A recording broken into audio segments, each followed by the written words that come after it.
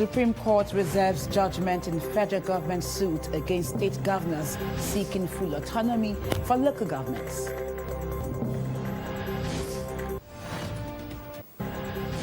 Governor Babajide Sanwo-Olu assures readiness to lead campaign and promote climate finance as climate change summit closes in Lagos.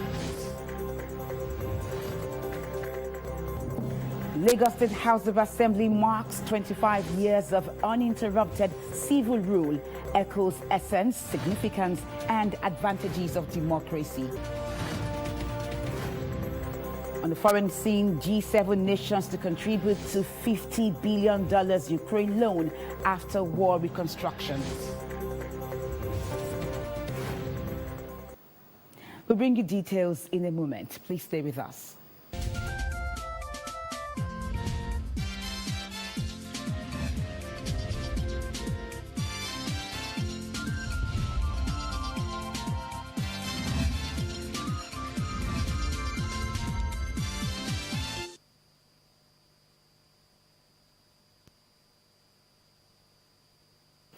Many thanks for joining us. I am Bukola Taylor Cole. The Defense Headquarters has called on political leaders and Nigerians to work closely with the Armed Forces of Nigeria and other security agencies in ending the war against enemies of the state.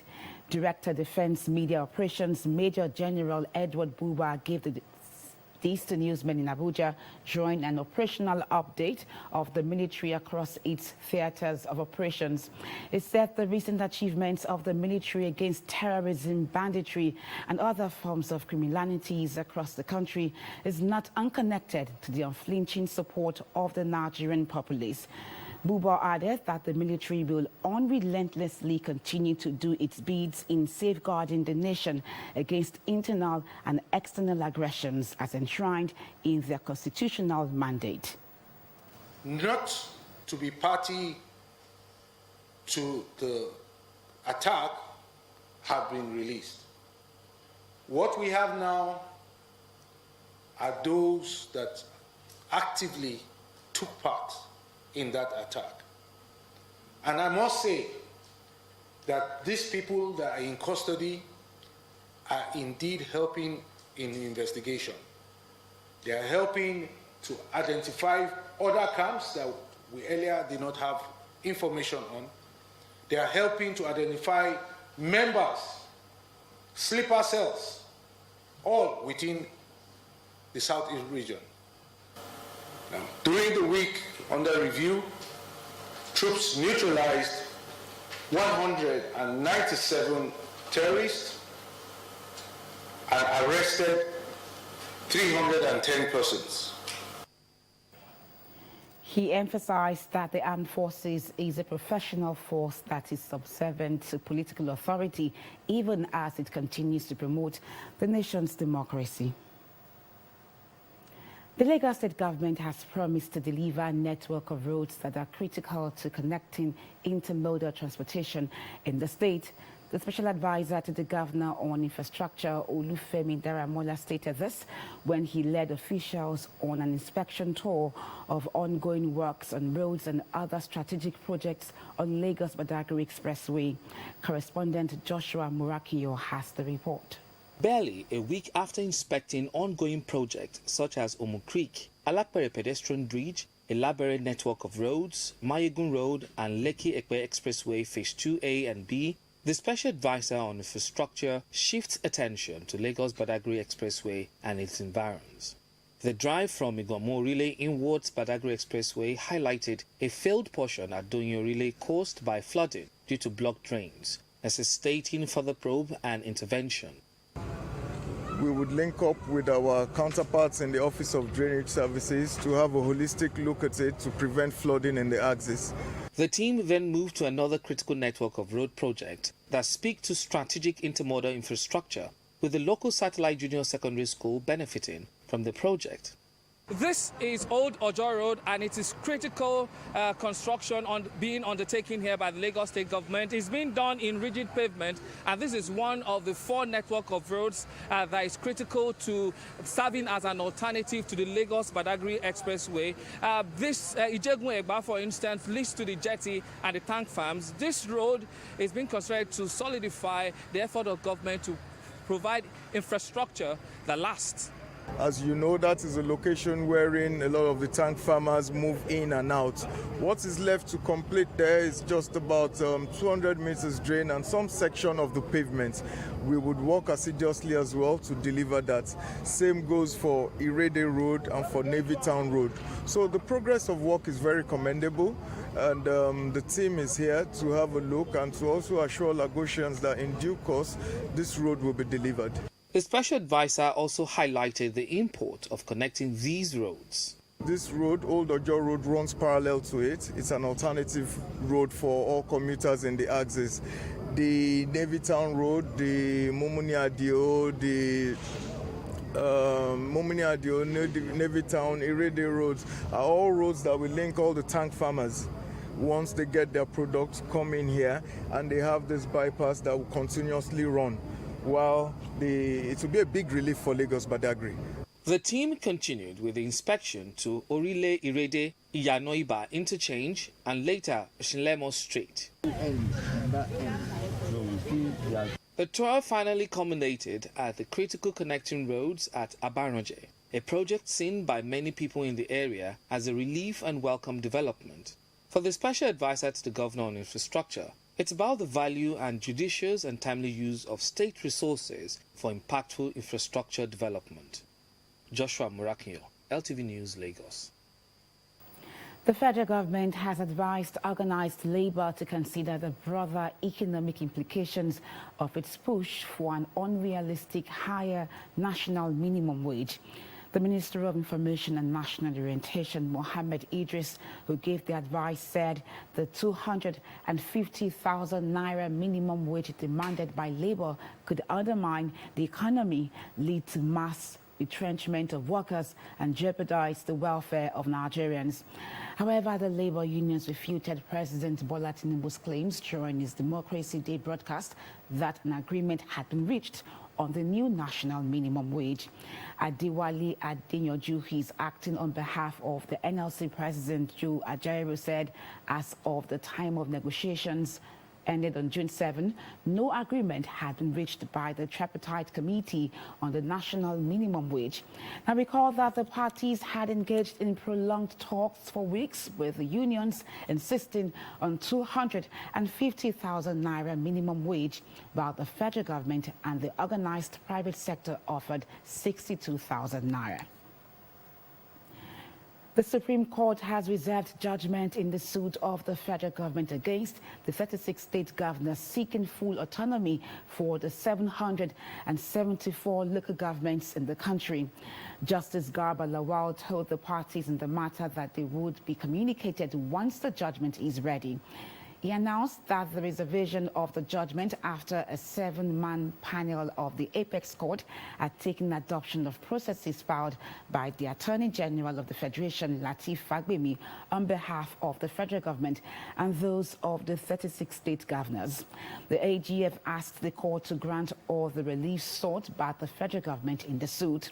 The governors, through their respective state attorneys general and Commissioner of Justice, however, opposed the request of the federal government and asked the court to dismiss the suit.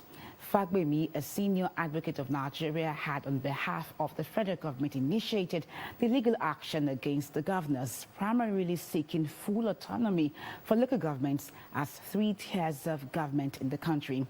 The AGF is praying the Apex Court for an order restraining state governors from unilaterally and unlawfully dissolving democratically elected local government leaders, among other issues.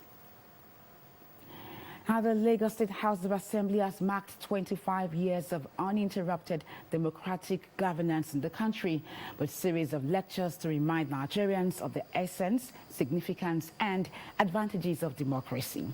Olatunji Yusuf was there and now reports. It's been 2 decades and a half of democratic experience since the inception of the Fourth Republic in 1999. And in commemoration of the day, the Lagos State House of Assembly gathered people from different climes to reminiscing on the essence of the day and uphold democracy, even amidst many challenges. Our democracy has endured despite challenges and setbacks. We have faced elections, protests, debates, and our commitment to democracy has remained unwavering. We have demonstrated that democracy is not a destination, but a journey. And we are proud to be on this path. The lead paper on federalism, The Quest for Perfect Union, was delivered by the former governor of Lagos State, Babatunde Raji Fashola, while the chairman CEO, Nigerians in Diaspora Commission, Abike Dabiri Erewa, speaks on the role of women in nation building. It is for a federal community like us a call to nation building, and we must embrace that task with all our might. It is a noble way to celebrate the sacrifice and the memory of the martyrs of our democracy. So many people have died. I urge us to rededicate ourselves to the task in earnest, and to those who come after us, they will someday be able to look back and say, wow, these people did a lot for us. Women ourselves, this message is to you. Let's have the courage to do what we have to do. Come out there. You know, if you are doing well in your as a professional, come and participate. Don't leave this thing to just the market woman that was singing for a speaker when it's going for a campaign. Women speaking up for ourselves and for those around us is the strongest force. We have to change the world. My fellow women, 25 years of democracy, the next 25 years, we can change Nigeria. In other series of lectures and speeches delivered, it was opined that the significant milestone of democracy is a testament of resilience, dedication, and unwavering commitment of Nigerian people to the principles of democracy and freedom. Neither the French nor the Nigerians' version of the democracy is perfect, and this is not the point at all. In Nigeria today, people do not forget those who have paid the price, the ultimate price to fight for democracy and human rights. But all those as well who have had the courage and the wisdom to work towards a democratic transition. You may know that's another parallel between Germany and Nigeria. Germany is also a federal republic with the same layers, municipal, state, and federal level. And again, it's something where we have very good experience with, because it's also a very healthy competition amongst states. You have even 36, Germany has 16 states, but still there's a lot of competition going on between the states, and that's a healthy issue. As Nigeria celebrates Democracy Day, the occasion calls for a renewed commitment to building a Nigeria where democracy thrives, where every citizen enjoys their fundamental rights, and where the future is bright for generations to come. Olatunde Yusuf, LTV News. Some Nigerians are advocating for a new democratic people's constitution that will address the challenges facing the country. This is coming at a rally to commemorate the historic June 12, 1993 presidential election and Democracy Day. We have details in Jamiu Shonubi's report. June 12 stands as a pivotal moment in Nigeria's democratic journey, a day that encapsulates both the promise and the challenges of democratic governance. The 1993 presidential election, held on this date, marked a significant milestone as the freest and fairest election in Nigeria's history, with Chief Moshood Abiola poised to lead the nation. However, the annulment of this election by the military regime plunged the country into political turmoil and prolonged the struggle for true democracy. This is why stakeholders in June 12 movement of Nigeria, in conjunction with the Patriots, are holding this rally to commemorate the 31st anniversary of the June 12 presidential election. In my meeting with Chief Abiola, I discussed and obtained his agreement to my proposal for resolving the national crisis at the time. And thereafter, I put the same proposal to the head of state, General Abacha, and he rejected it, and so continued to keep Abiola in detention. The June 12 is actually not just a date of an event, but it's an expression, a national expression of vision and resolve that was then tampered with, and it became a collective moment of resistance and sacrifice. The consequence of not being a true democracy have led to leadership failure that we have resulted in uncontrolled systematic corruption, high level of insecurity, lack of freedom of speech, increasing poverty rates, an unprecedented level of hunger and hardship. With the theme, Securing the Future of Nigeria Through a New Democratic People's Constitution, the stakeholders are advocating for a constitution that will strengthen the democratic institutions, enhance transparency, and foster inclusive governance. A people's constitution, or any kind of constitution, if a true constitution, is the grand norm. It is the foundation upon which every other block of a society system is built. We must design a new Nigeria. To design a new Nigeria, we cannot do it in the way we've done it in the past, where a few wise people appoint themselves to a committee and then write a constitution for the rest. It's not viable, no longer viable. This demographic of the Gen X, the Gen Zs, the millennials have come of age. All they seek of us, the rest of the demographics that are still alive, all they seek of us is to accompany them on this journey of liberation. Unless a bold and courageous remedial action is taken now to give the country a new constitution, the Nigerian project will continue to totter towards an eventual collapse. The time to make that change for a better society is now. We must all, as people of this country, commit to democracy. Democracy as fought for by the men whom we are all remembering today, Chief MKO Abiola.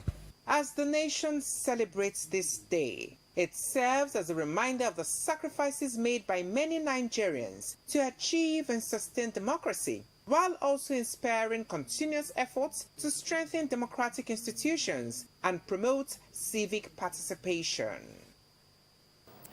It's been 25 years of uninterrupted democratic rule in Nigeria. In this report, our political correspondent Omololu Rusowo takes a look at the journey vis-a-vis the June 12 saga. His report. The journey to Nigeria's present democratic rule dates back to the pre-colonial era until she got her independence on October 1st, 1960. This would have continued but for the decades of military incursion into politics. The hope of having democratic rule commenced when the then military president Ibrahim Badamasi Babangida put machinery in motion.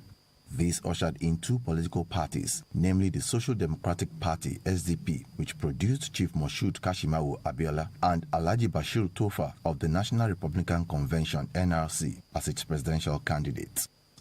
June 12, 1993 was the day, and it was obvious that after 48 hours, Chief Abiola of the Social Democratic Party was already in the lead and had in fact won the presidential election, but the results of the election was annulled by the Babangida administration through the then National Electoral Commission chaired by Professor Humphrey Nwosu.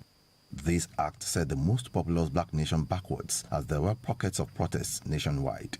General Babangida, as the then self-imposed president in Mufti, handed over to an interim national government led by Chief Ernest Shonekon, a political neophyte who presided over the affairs of the nation for 4 months.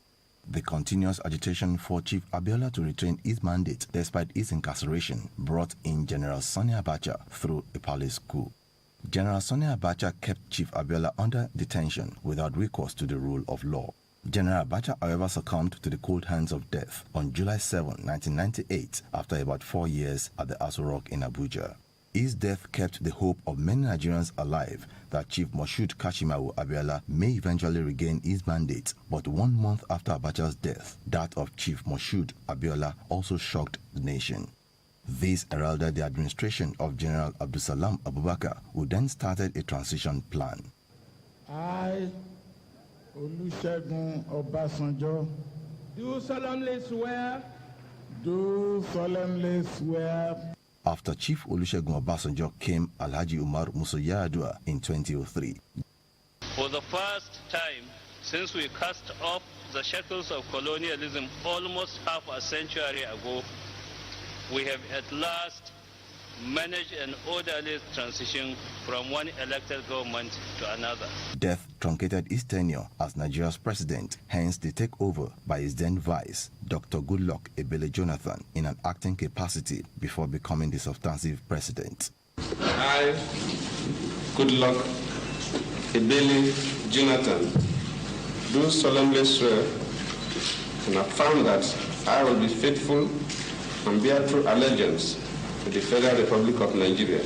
Power, however, changed hands from the then ruling People's Democratic Party in year 2015 to the All Progressives Congress under the leadership of President Muhammadu Buhari. I am immensely grateful to God who has preserved us to witness this day and this occasion.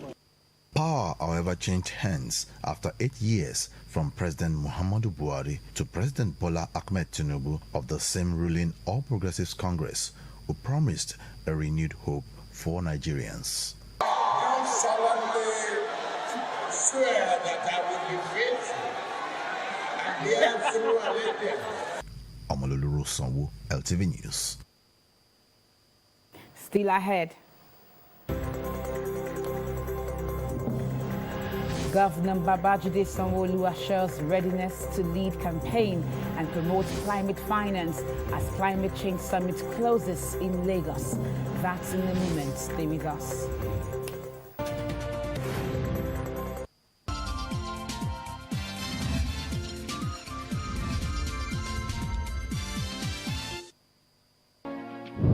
In my kitchen, every dish begins with quality ingredients.